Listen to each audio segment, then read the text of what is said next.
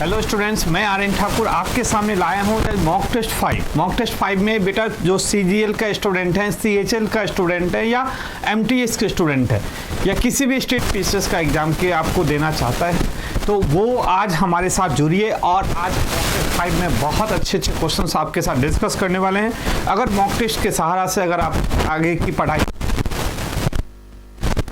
क्योंकि mock test में सारे डिफरेंट टाइप की क्वेश्चंस, सारे चैप्टर की क्वेश्चंस, जो हमारा रेगुलर कंटिन्यू जो प्रीवियस ईयर क्वेश्चन पूछा गया है या जो उस लेवल पे क्वेश्चंस आने वाला है उसी टाइप की क्वेश्चन मॉक टेस्ट में दिया जाता है।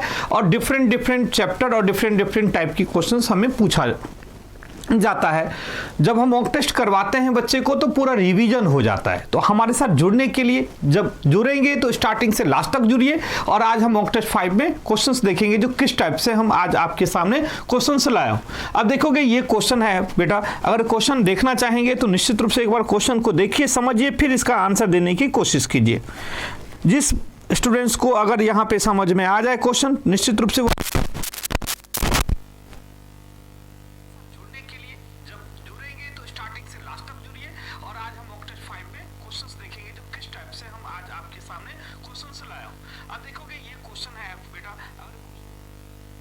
चलो अब ये क्वेश्चन आपके सामने है और ये क्वेश्चन आप देख भी रहे होंगे। अब इस क्वेश्चन को हम डिस्कस भी करने वाले हैं। ध्यान से देखोगे, इस क्वेश्चन का जो डिस्कशन होगा वो हम डिस्कशन करते हैं। आपका आंसर मैं जानना चाहूँगा कि आपका आंसर क्या आया। निश्चित रूप से कमेंट बॉक्स में देखेंगे, दिएंगे तो हमें आंसर पता चल जाएगा कि आपका आंसर क्या है इस क्वेश्चन के लिए। ध्यान से देखो और बताओ, अगर आप जानते हो इस क्वेश्चन का आंसर तो क्या है इस क्वेश्चन का आंसर। देखो कि क्वेश्चंस क्या कर रहा है, पहले तो हमें क्वेश्चन भी जानना जरूरी है। क्वेश्चन क्या कर रहा है, कहता है जो एम्पियर है, देखो एम्पियर क्या करता है बेटा, विद्युत धारा, मतलब इलेक्ट्रिसिटी से, देख रहे हो, जो इलेक्ट्रिसिटी करंट है, जो इलेक्ट्रिक करंट है, जो इलेक्ट्रिक करंट है, जो विद्युत धारा है, करंट मतलब धारा, इलेक्ट्रिक मतलब विद्युत, मतलब एम्पियर विद्युत धारा मतलब एम्पियर जो है इलेक्ट्रिक करंट है।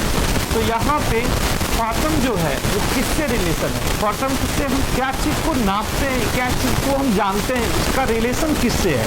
तो वो चीज़ बिल्कुल हमारा फिजिक्स का क्वेश्चन है। अगर आप देखेंगे बेटा, ये निश्चित रूप से फिजिक्स का क्वेश्चन है। अगर यहाँ पे फिजिक्स का क्वेश्चन,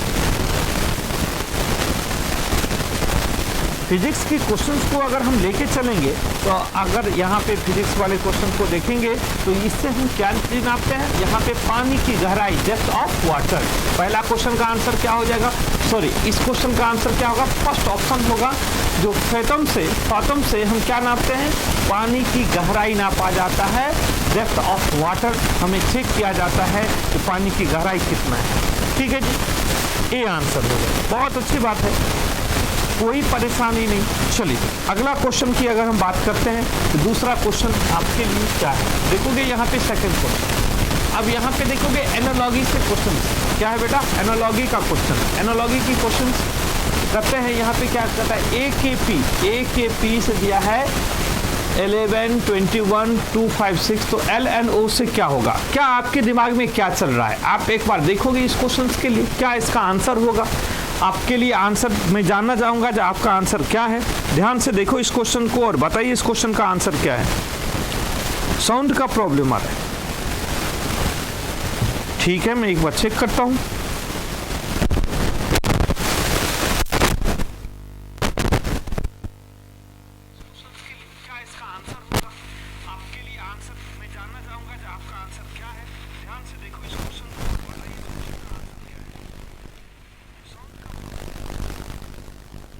चलो भाई, कल साउंड का प्रॉब्लम दूर करते हैं प्यारे बच्चे। आप निश्चिंत रहो, कल से आपकी प्रॉब्लम ये दूर हो जाएगी, आप इसके लिए निश्चिंत रहिए। उसके लिए कल ये इसकी प्रॉब्लम मैं दूर करता हूँ, ठीक है। चलो अगर आप देखोगे इसका आंसर क्या हो सकता है, ध्यान से देखिए इस क्वेश्चन के लिए।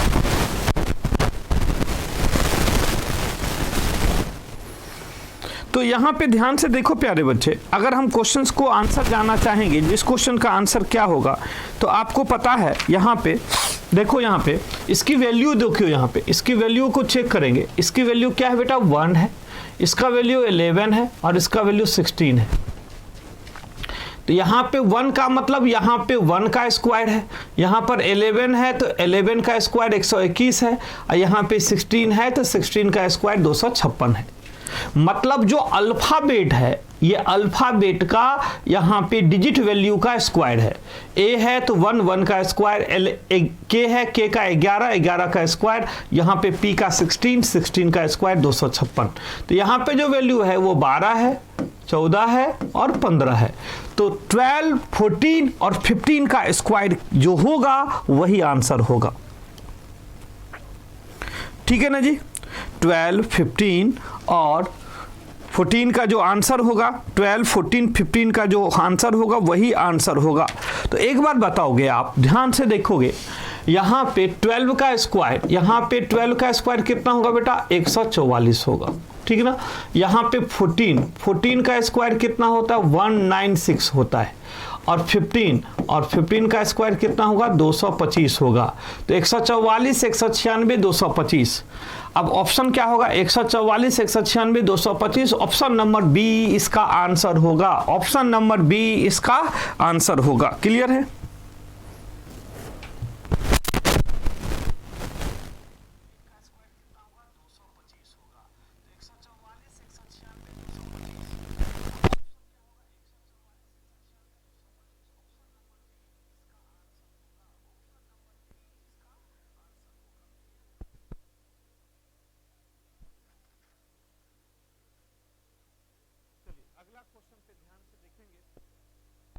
बच्चे अगला क्वेश्चन देखिए ध्यान से।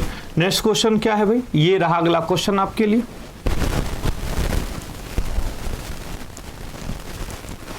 अब बताओ इस क्वेश्चन का आंसर क्या होना है।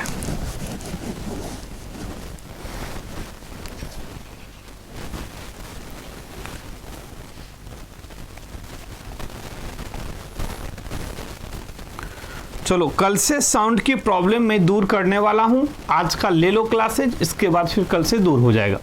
यहाँ पे है 534, तो यहाँ पे 2 दिया है। तो इन दोनों के बीच का रिलेशन कैसे पता करोगे? 534 2 किस तरह से आ सकता है? 534 से 2 कैसे बनाओगे? यहाँ पे आप ध्यान से देखोगे, आप ही बताइए। अगर हम इस क्वेश्चन को लेके चलते हैं, जो 534 को 2 से हम रिलेशन बनाते हैं, तो कैसे बनेगा? अब हमें तो एक ही बात यहाँ पे देखोगे, बहुत ही अच्छा क्वेश्चन है। अगर आप देखो ध्यान से, तो अगर इस क्वेश्चन को ध्यान से देखोगे तो बहुत बेहतरीन क्वेश्चन है। ठीक है ना। 534 को 2 कैसे लिखेंगे? तो यहाँ पे देखोगे क्या किया बेटा, 534 को कैसे लिखा है?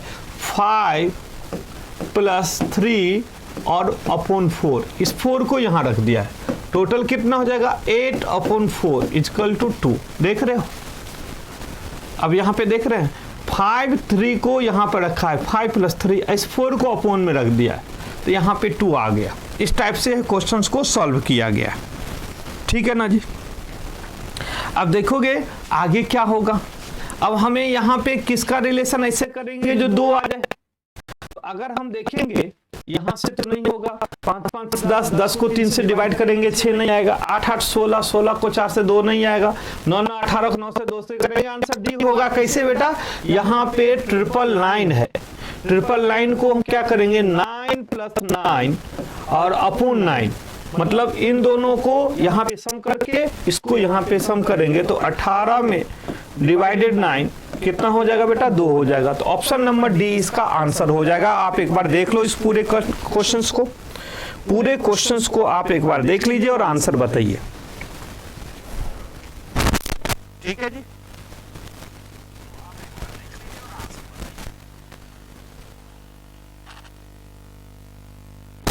अगला क्वेश्चन को ध्यान से देखा जाए। अगला क्वेश्चन क्या है? नेक्स्ट क्वेश्चन पे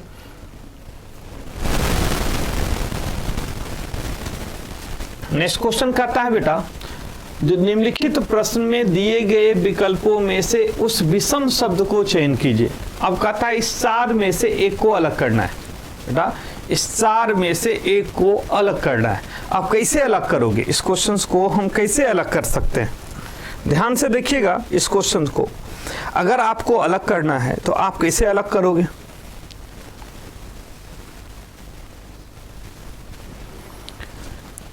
अब किसको अलग करेंगे?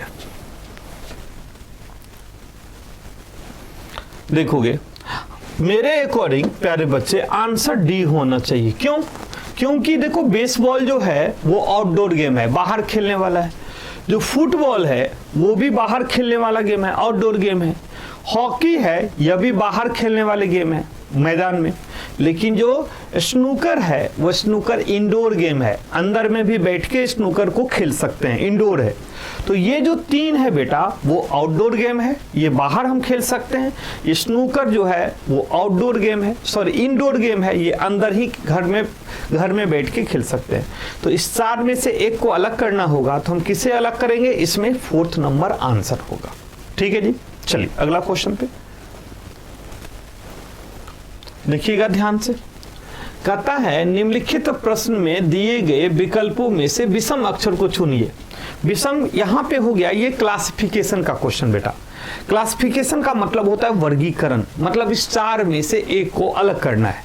आप निश्चित रूप से आप क्या करोगे, इस चारों में का एक डिफरेंस पता करोगे, जो इसमें से अलग कौन हो रहा है। मतलब 3 सिमिलर है और एक अलग है, तो आप बताइए, समझिए तो इसका अलग कौन सा हो रहा है। ठीक है,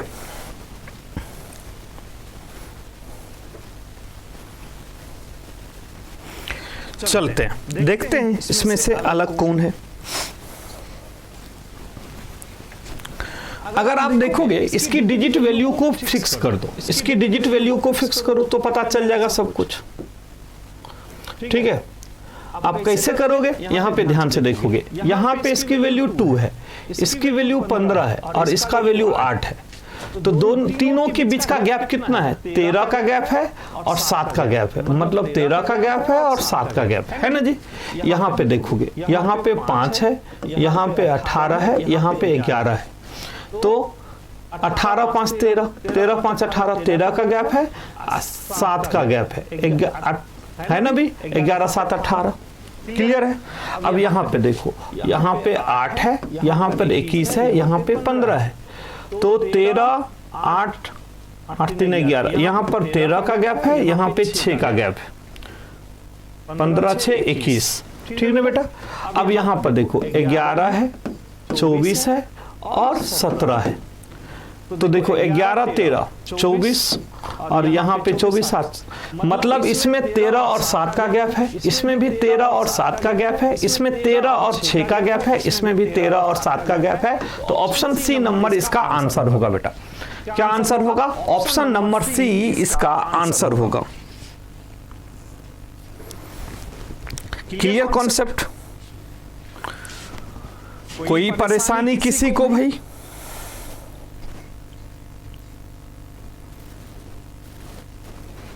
चलिए देखते हैं अगला क्वेश्चन क्या कहता है।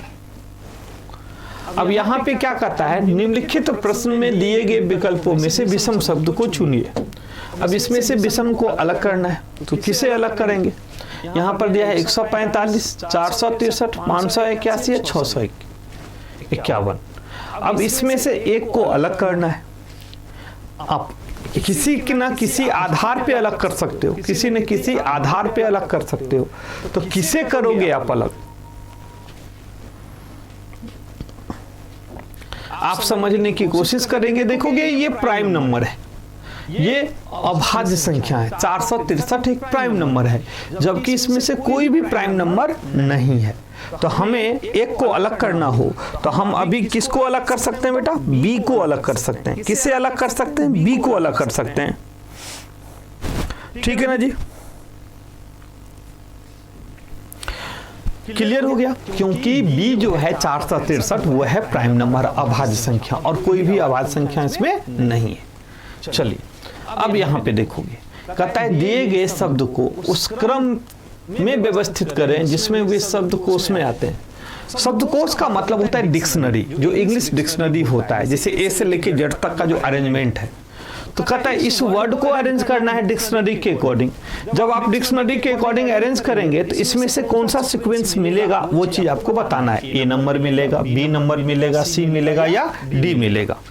आपको इसको डिक्शनरी के अकॉर्डिंग अरेंज करके बताना है। आप समझिए इस क्वेश्चन को कैसे आप अलग करोगे।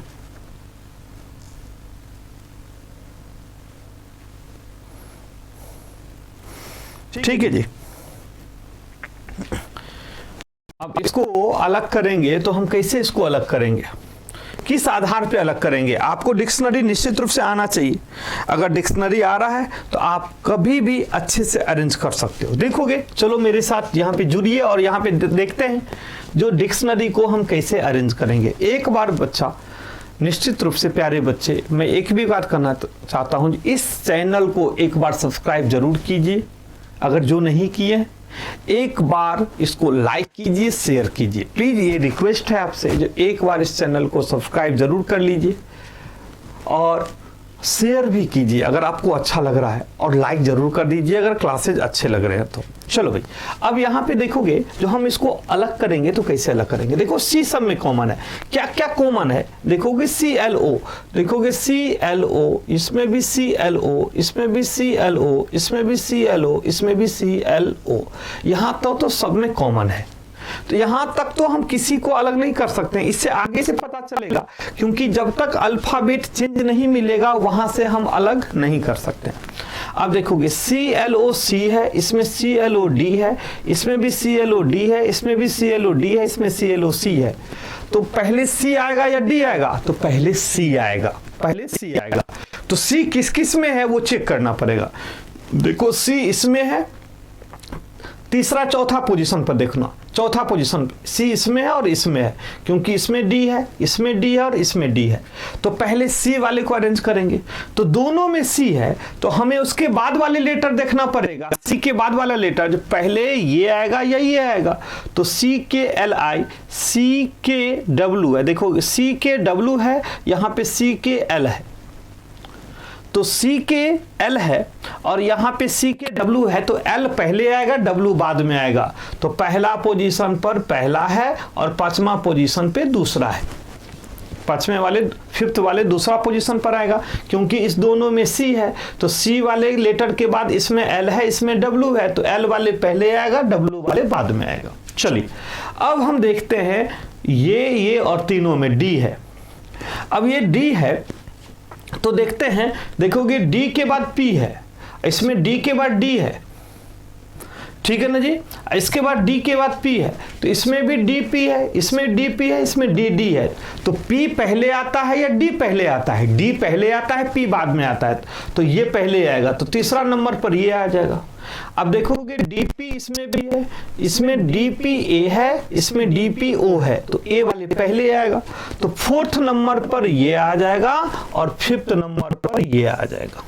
अब हम अरेंज कैसे किए, फर्स्ट वाले फर्स्ट पोजीशन पर आ गया, फिफ्थ वाले सेकेंड पोजीशन पर आ गया, दो वाले थर्ड पोजीशन पर आ गया, इसके बाद थर्ड वाले फोर्थ पोजीशन पे आ गया और फोर्थ वाले फिफ्थ पोजीशन पे आ गया। तो इसका अरेंजमेंट क्या होगा, 1 2 3 4 5, 1 2 3 नहीं, ओके एक मिनट, देखोगे 1 वाले 1 पोजीशन पे आ गया और 2 वाले 5 जो है वो दूसरा पोजीशन पे आ गया, तीसरा पोजीशन पे 2 आ गया और फोर्थ पोजीशन पे थर्ड पोजीशन पर आ गया, फोर्थ पोजीशन पर 3 आ गया और फोर्थ पोजीशन पे 5 आ गया।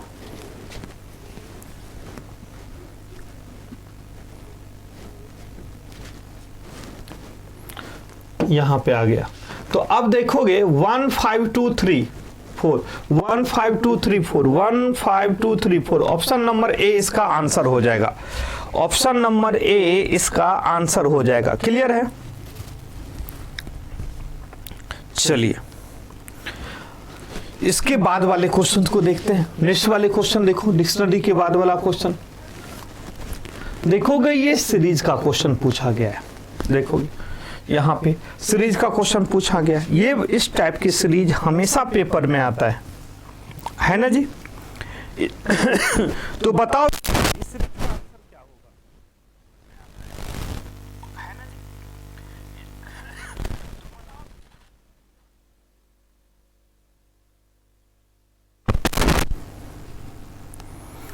जल्दी बताइए, अगर आप ध्यान से देखोगे जो इस क्वेश्चन का आंसर क्या होगा, कैसे बनाओगे इस सीरीज का क्वेश्चन भाई। देखोगे यहाँ पे EFG दिया है और इस टाइप की क्वेश्चंस हमें है। तो पहले हम ये चेक करते हैं सीरीज वाले क्वेश्चन में जो अल्फाबेट कौन कौन सा है। अल्फाबेट देखोगे E है, FG है, यहाँ पे भी G है, H है, E है, यही सब है, मतलब न्यू अल्फाबेट नहीं है, 3 ही अल्फाबेट है EFG। तो देखोगे EFG, तो चलो भाई एक तो हमारा सीरीज बन गया EFG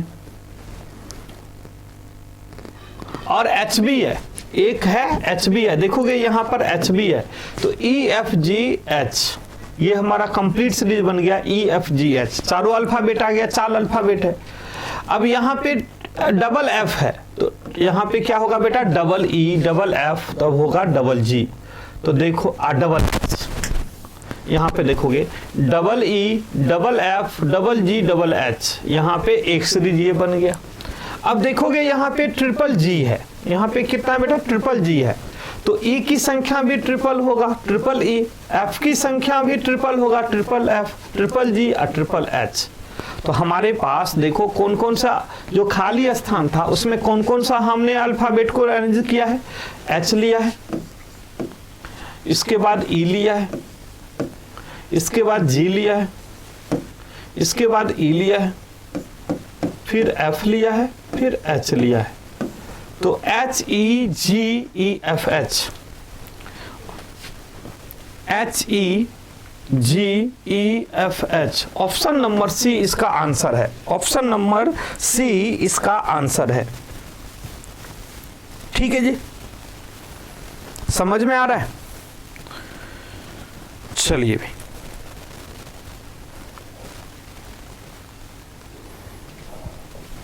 अगला क्वेश्चन देखते हैं, नेक्स्ट क्वेश्चन क्या करता है।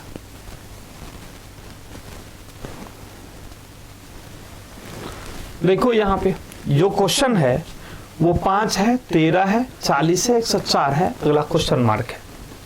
मतलब आप समझ सकते हो ये नंबर सीरीज का क्वेश्चन है। अब नंबर सीरीज हमें कैसे यहाँ पे अरेंज करेंगे बताओ भाई। बहुत ही अच्छा क्वेश्चन डिस्कस हो रहा है आपके साथ।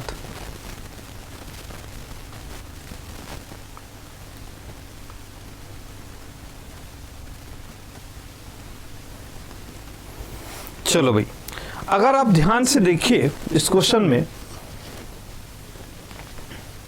तो आपको मिलेगा, यहां पे देखोगे कितना का डिफरेंस, 8 5 13, 8 का अंतर है, मतलब 2 का क्यूब। 2 का क्यूब कितना बेटा, 8। तो देखो 2 का क्यूब लिखा है तो 8 8 5 13, यहाँ पे कितना है भाई 27 और 40, यहाँ पे 3 का क्यूब, यहाँ पे देखोगे यहाँ पर 27 का अंतर है, 13 27 40। अब यहाँ पे देखोगे 2 का क्यूब बन रहा है, फिर यहाँ पे 3 का क्यूब ले रहे हैं, फिर यहाँ पे 4 का क्यूब लेंगे बेटा। किसका लेंगे, 4 का क्यूब। 4 का क्यूब कितना होता है 64, यहाँ पे 64 का गैप है। अब ध्यान से देखोगे 40 64 104 हो जाएगा। तो आगे क्या होगा प्यारे बच्चे, 5 का क्यूब होगा। कितना होगा बेटा, 5 का क्यूब होगा, 5 का क्यूब होगा।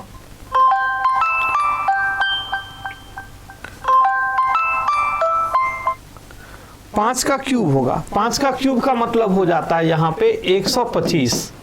अगर यहाँ पे 104 में अगर हम 125 सम करेंगे तो हमारा आंसर क्या होगा प्यारे बच्चे, समझ में आ रहा है। तो आप उसके अकॉर्डिंग आप कर सकते हो क्वेश्चंस का आंसर।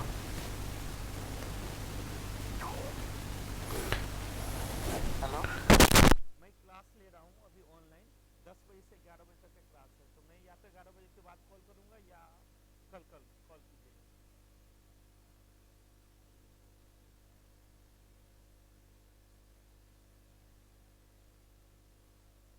तो फिर देखिए आप, तो आंसर क्या होना चाहिए भाई, अगर हम 125 उसमें सम कर देते हैं तो हमारे पास आंसर क्या आएगा। आपका कॉन्सेप्ट क्लियर हो गया होगा।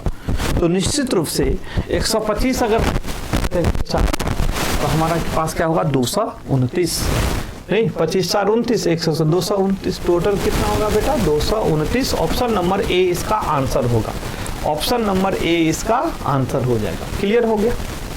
चलिए आप नेक्स्ट क्वेश्चन पे देखोगे। इस टाइप की क्वेश्चंस एज वाले क्वेश्चंस हैं, और एज वाले क्वेश्चंस हमेशा रीजनिंग में आता है, मैथ में भी आता है, मैथ में ही आता है, रीजनिंग में भी कभी कभी पूछ लेता है। तो अब हम कैसे बनाएंगे इस क्वेश्चन को, ध्यान से देखिएगा।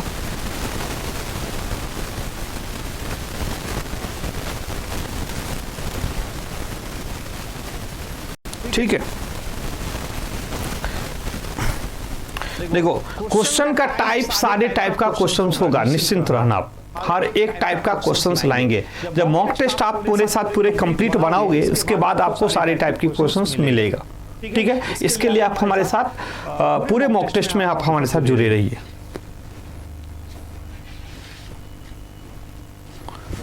ठीक है जी, चलो अब बताओ इस क्वेश्चन का आंसर क्या होगा।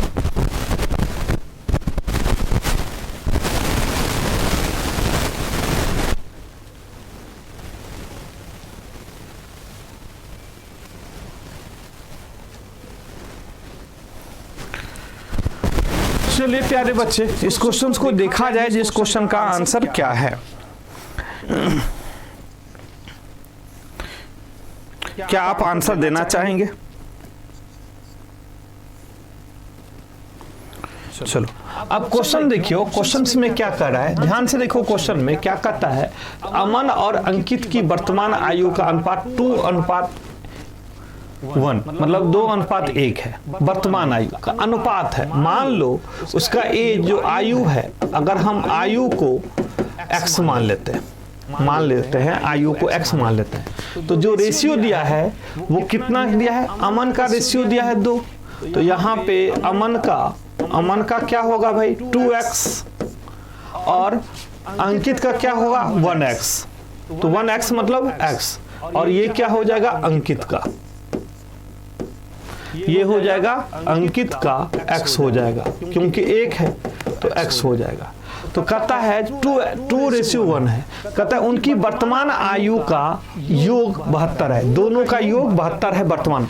ये था अनुपात, माना क्या x, वर्तमान आयु माना x, एक का 2x हो गया और एक का x हो गया। तो कहता है क्वेश्चन में कहता है जो 2x प्लस x दोनों का योग कितना है 72 है।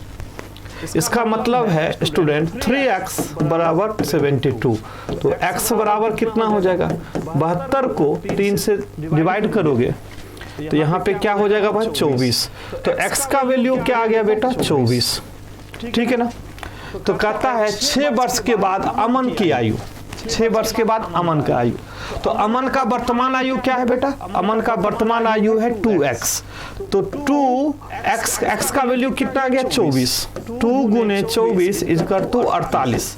वर्तमान आयु कितना वर्ष का हो गया, अमन वर्तमान आयु कितना हो गया 48 वर्ष। लेकिन कहता है 6 वर्ष के बाद क्या होगा, कहता है 6 वर्ष के बाद, तो 6 मतलब 48 में से सम कर दो, तो 48 प्लस 6 कितना होगा भाई 54। कितना हो जाएगा बेटा 54। ऑप्शन नंबर डी इसका आंसर हो जाएगा।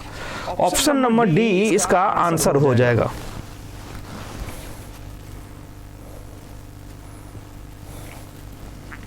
क्लियर है?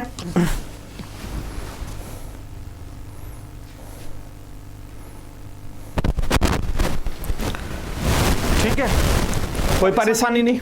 चलिए अगला क्वेश्चन देखो।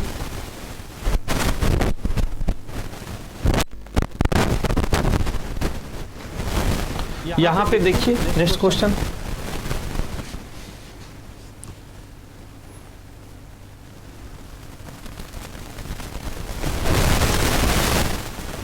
चलो अब इस क्वेश्चन को ध्यान से देखोगे, बहुत मतलब ये अरेंजमेंट का क्वेश्चन है, और अरेंजमेंट का क्वेश्चन हम कैसे बनाएंगे वो बिल्कुल ध्यान से आपको देखना पड़ेगा।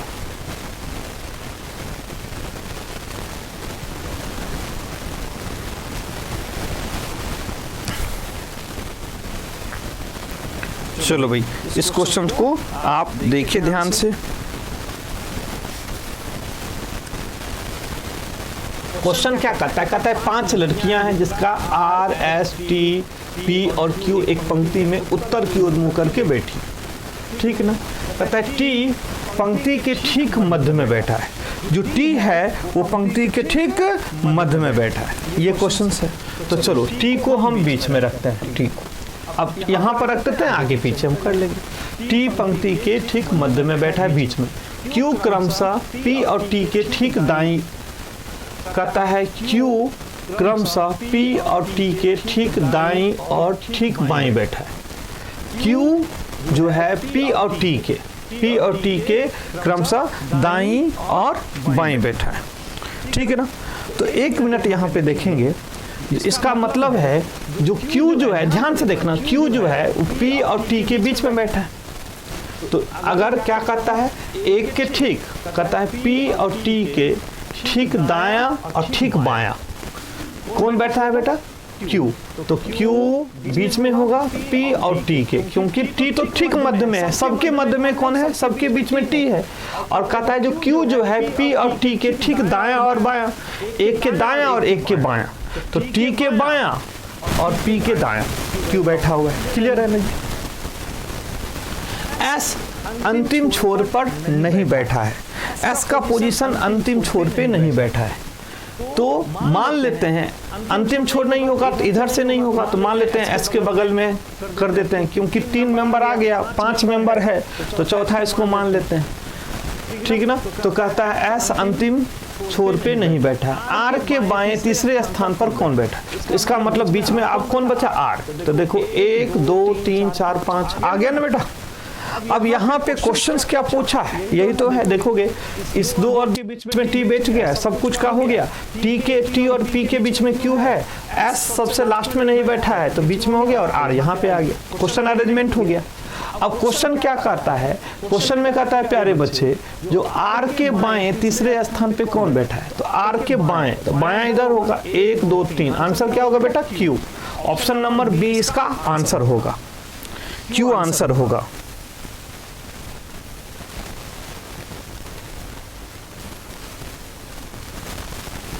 ठीक है, चलो कोई बात नहीं, मैं यहीं पे कंप्लीट कर देता हूं, क्योंकि वॉइस का प्रॉब्लम है, तो मैं चाहूंगा जो कल से वॉइस की प्रॉब्लम ना रहे आपके साथ। तो ठीक है बेटा, चलिए आज ऑल द बेस्ट, फिर मिलते हैं अगली मॉक टेस्ट में और वॉइस अच्छे करके। तो ठीक है, आप लोग अच्छे से रहना और वॉइस अच्छा करके मैं कल से क्लास लेता हूँ।